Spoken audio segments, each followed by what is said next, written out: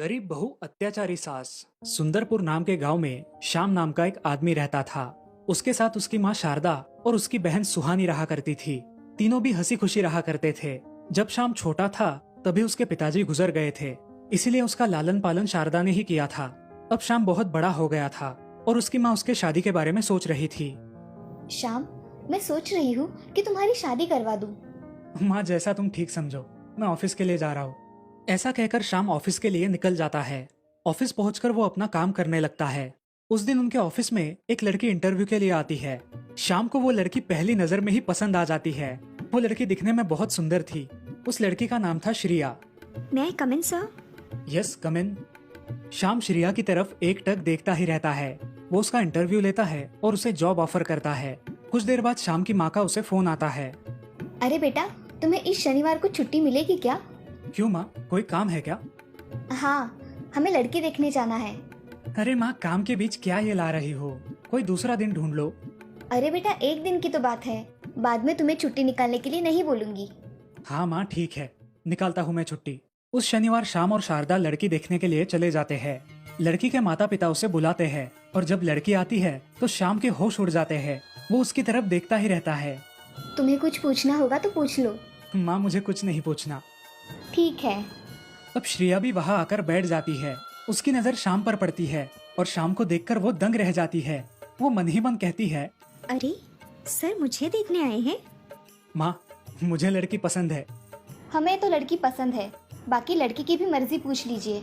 श्रिया के घर वाले उससे पूछते हैं। श्रिया मुस्कुराकर हाँ कह देती है। सभी लोग बहुत खुश हो जाते हैं। जल्द ही उन दोनों की शादी हो जाती है और अब श्रिया अपने ससुराल आ जाती है। उसका नम्र स्वभाव देखकर ससुराल वाले बहुत खुश थे। ऐसे ही कुछ दिन बीत गए और श्याम की बहन सुहानी अपने हॉस्टल से वापस घर आ गई।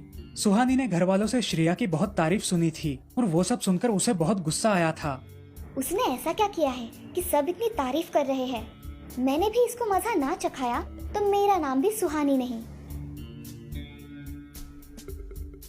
सुहानी दीदी, आप कब आई?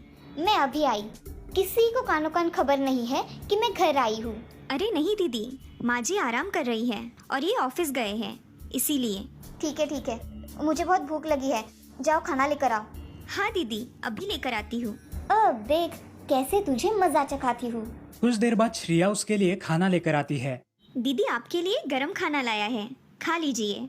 अरे भाभी, ये तो पूरा गरम भी नहीं है, जाने दो, मुझे बहुत भूख लगी है, ऐसे ही खा लेती हूँ। अरे दीदी, मैंने तो अभी गरम करके लाया था, मैं फिर से गरम करके लाती हूँ। अब रहने दो, तुम्हारे नाटक मुझे पता है। दीदी मैं तो। सुहानी उसे अनसुना करके खाना खाना शुरू करती है। बेचारी श्रेया वहाँ से मुंह लटकाकर चली जाती है। रात को जब शाम घर आता है तब सुहानी अपनी माँ से बात कर रही थी। माँ, आराम हो गया क्या? हाँ मेरी बच्ची, तुम आई हो तो अब मुझे किसी बात की कोई चिंता नहीं है। हाँ माँ, मगर तुम्हारी लाडली बहू ने मुझे आज ठंडा खाना खिलाया। अरे उसका ध्यान नहीं रहा होगा, तुम उसकी ही तारीफ करो। अरे मुझे भी कोई बताओ कि किसकी तारीफ करनी है। तुम कब आए भैया? अरे अभी आया। तू बोल, तू कब आई? आज दोपहर को आई हूँ भैया। अच्छा, मैं हाथ मुंह धोकर आता हूँ, सब खाना खाने बैठेंगे। जी। अब सब खाना खाने बैठ जाते हैं। शारदा सुहानी से कहती है, सुहानी, मेरी बहू ने तेरे पसंद का खाना बनाया है। हाँ माँ, वो तो दिख ही रहा है। श्रिया सबको खाना परोसती है और खुद भी खाना खाने बैठ जाती है। अरे श्रिया, खाना बहुत लाजवाब बनाया है। हाँ बहू, खाना तो बहुत अच्छा बनाया है। इस श्रिया की बच्ची को तो बहुत तकलीफ दूंगी, बहुत वाहवाही लुटने का शौक है ना। अगले दिन सुहानी जल्द ही उठकर काम करने लगती है। ये सब देख शारदा आश्चर्यचकित होती है। कुछ देर बाद श्रिया भी उठ जाती है। देखो माँ, घर की बहुएं कितनी देर से उठती है, फिर भी तुम कुछ भी नहीं बोलती। अरे श्रिया बेटी, थोड़ा जल्दी उठा करो, जिससे तुम्हारे काम जल्दी जल्दी हो जाएंगे। जी माँ जी, मैं अभी नहा के इनका डिब्बा तैयार करती हूँ। हाँ जाओ, और जल्दी आना, बहुत सारे काम पड़े हैं। जी माँ। ऐसा कहकर श्रिया नहाने के लिए चली जाती है। नहाने के बाद जल्दी जल्दी में खाना बनाने लगती है। तभी सुहानी उसे कहती है, अरे भाभी, आज क्या हमें नाश्ता मिलेगा या नहीं, कि ऐसे ही भूख से तड़पते मर जाए? जी दीदी, तैयार हो रहा है, अभी लाती हूँ। थोड़ी देर में श्रिया नाश्ता लेकर आती है और खुद भी नाश्ता करने के लिए बैठती है। तभी, अरे श्रिया, टिफिन हुआ है ना? जी हो गया है। आप चाय पीजिए, मैं अब भी लेकर आती हूँ। ऐसा कहकर श्रेया किचन में चली जाती है और टिफिन भर के ले आती है।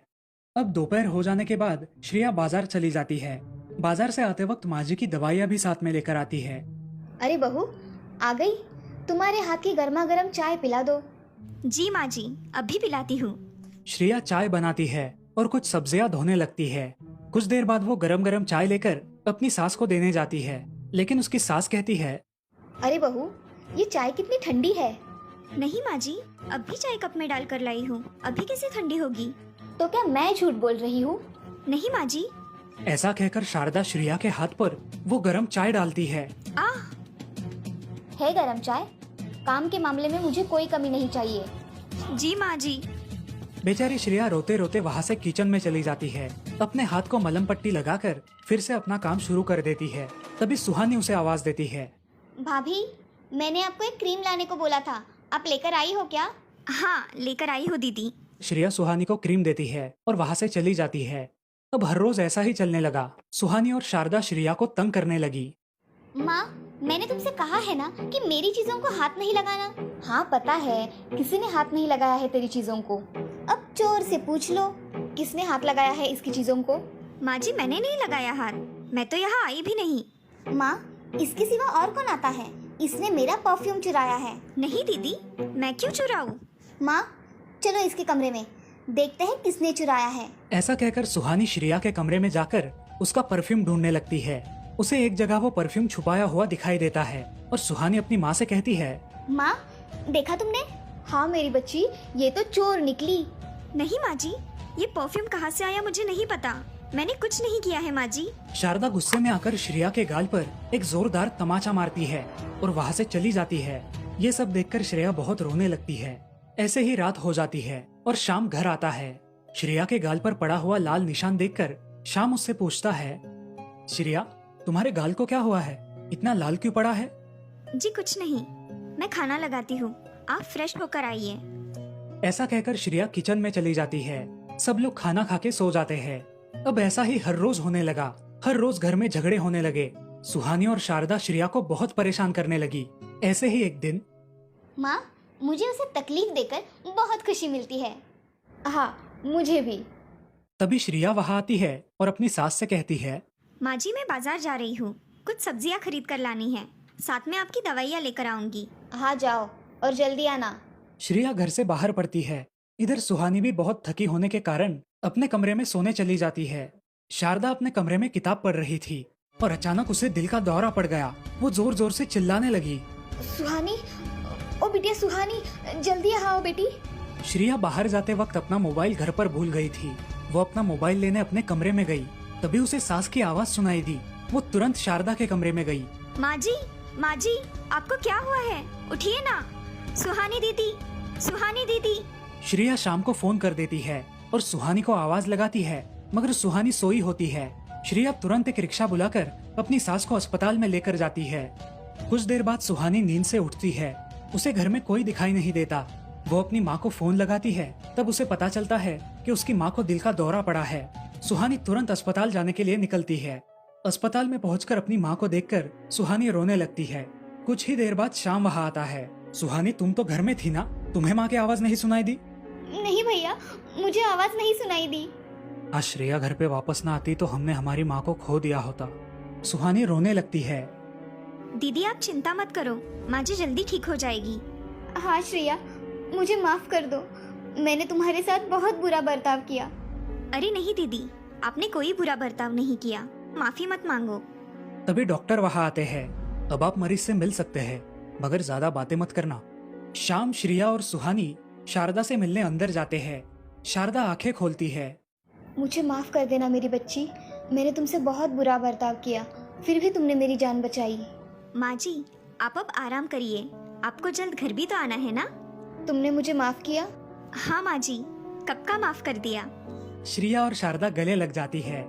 ऐसे ही कुछ दिन अस्पताल में बिताने के बाद शारदा ठीक ठाक होकर घर चली आती है और उस दिन के बाद शारदा और सुहानी श्रेया को कभी परेशान नहीं करती और इस तरह से अब पूरा परिवार खुशी खुशी रहने लगता है।